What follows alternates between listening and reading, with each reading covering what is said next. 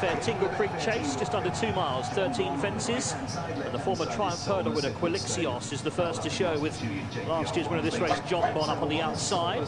Slight peck on landing from Solness on the inner in the dark green. They head towards the second fence. And this is the ditch on the outside. It is Quilixios from Jonbon, then Solness, JPR1 Master Chewy. Jonbon took off a bit early that time, and he's okay, but he was a little scared. Edward Stone, the winner 2 years ago, is wide in the dark blue. They race up the hill past the pack stands here at Sandown in this Grade 1 Betfair Tingle Creek Chase. It's Quilixios who leads for Johnny Burke by a neck to Jonbon, looking for an 8th Grade 1 success. He's racing in 2nd place.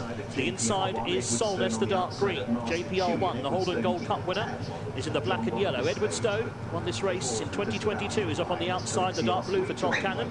And Master Chewy and Sam Twiston-Davies close up, as 3 lengths would cover all 6 in the Tingle Creek as they turn right-handed towards the fence on the side, which is number 3 of the 13. So it's Quilixios looking to give Henry de Bromhead a 2nd win in this race. They've done so with size in Europe back in 2011. Leads by a length to Jonbon in 2nd place in the green and gold hoops under Nico de Boinville. JPR1, Solness, Master Chewy, Edward Stone pretty much together. Jonbon a good jump that time on the outside of Quilixios. JPR1 is upside Solness. Master Chewy close in the maroon. Going wide, Edward Stone. They make the turn towards the back straight. And fence 4.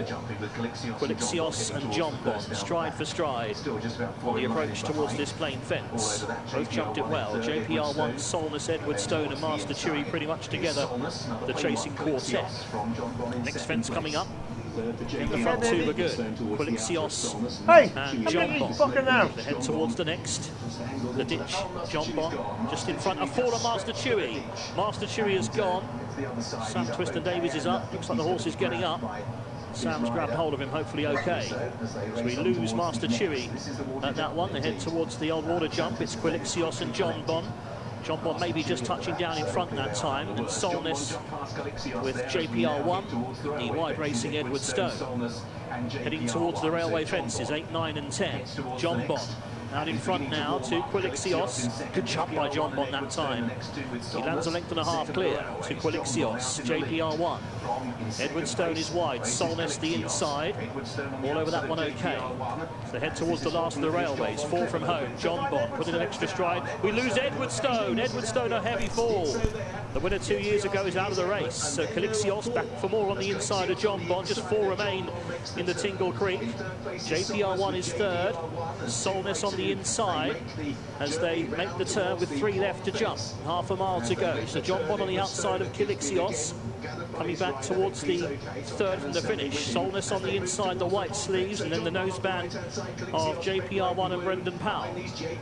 Jonbon on the outside then, looking to repeat last year's win in this race. He's got Quilixios for company on the inside in the red, whites and blues. They head towards 3 from home, the pond fence. Jonbon just ahead of Quilixios in 2nd. JPR1 in 3rd. Solness driven is the back marker of the 4, and Nico now sends Jonbon on, and he goes on by 2 lengths to the roar of the crowd. It's Jonbon opening up to Quilixios in 2nd. 2 out, Jonbon. He's okay. 3 lengths clear to Quilixios, and then JPR1. They head down to the 13th and final fence in the Tingle Creek, and Jonbon is clear by 4 lengths to Quilixios in 2nd place. Here's the last for Jonbon. He jumps it well. Quilixios in 2nd. JPR1 back in 3rd. It's Jonbon. He's got his favourite hill to climb. He's out in front by 5 lengths to Quilixios, and Jonbon is going to win this race again. A 4th success of the race for Nicky Henderson, and a 3rd for Nico de Boinville. Jonbon wins the Betfair Tingle Creek in great style. Quilixios round 1 in 2nd.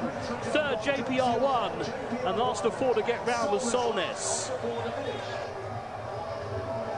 Quieter than usual beforehand, just as good in the race itself, if not better. Jonbon has won back-to-back Tingle Creeks. He becomes just the 9th horse to win this race at least twice since he became promoted to Grade 1 in 1994, and he has won this emphatically and straightforwardly for Nico de Boinville and Nicky Henderson. In 2nd is Quilixios for Jonathan Burke and Henry de Bromhead. 3rd is JPR1 for Brendan Powell and Joe Tizon. We lost a couple. I hear that Edwardson is up okay, which is a relief after his fall at the 3rd of the railways, and Master Chewy is also up okay. We saw that ourselves during the course of the race. There is Edwardson. Good news. Let's have a look at the 3rd of the railway fences. Just too low and doesn't get his landing gear out. Jonbon, on the other hand, Martin, was clever and put an extra stride and made sure he was right. Yeah, he was. The biggest scare for Jonbon was early on, wasn't it? Second fence, when he took off a little bit too early, it appeared, and gave you a bit of a fright. But after that point, he came alive down the back when he hit the front, essentially. And from that point, his jumping was bold and efficient in the way that we're used to seeing from him. He was clever there at the second last, but he'd already sealed the deal by that point. And it's an emphatic win, a performance that he was entitled to put up, really. But you mentioned that he's another dual winner of this race, but he's the first back-to-back winner since Quarter Star in 2005 and 6, and he's the 5th horse in total from Soundman to Flaggership, Uberalis to Moscow Flyer, Quarter Star, who have managed to do back-to-back Tingle Creeks during that 30-year period that it's been a Grade 1 chase. And yeah, it was as emphatic as he has been in Grade 1 company, really, isn't it? It was a straightforward performance in most ways for him. Was it the performance that you were after? I don't think it'll push his rating up any higher. No, not in the end. He's done it very easily. You couldn't knock him. In a way, you'd have preferred, say an Edward Stern, if he'd have completed and pushed him a little bit harder. It might have propelled an even bigger effort from him in some respects. But no, still a pretty much flawless performance from him. There's certainly no way you could knock anything about it. And we have to conclude he's growing up, haven't we? Yeah. The way that he was in his paddock demeanour. I think so, and I suppose you'd expect that from him as he gets a little bit older. He's going to be a 9-year-old next time we see him. Quilixios has run well, but just not a match for Jonbon, and that's understandable. And JPR1 emerges with a huge amount of credit as well, back in 3rd. He's probably run another career best himself to be placed, but he wasn't really a threat.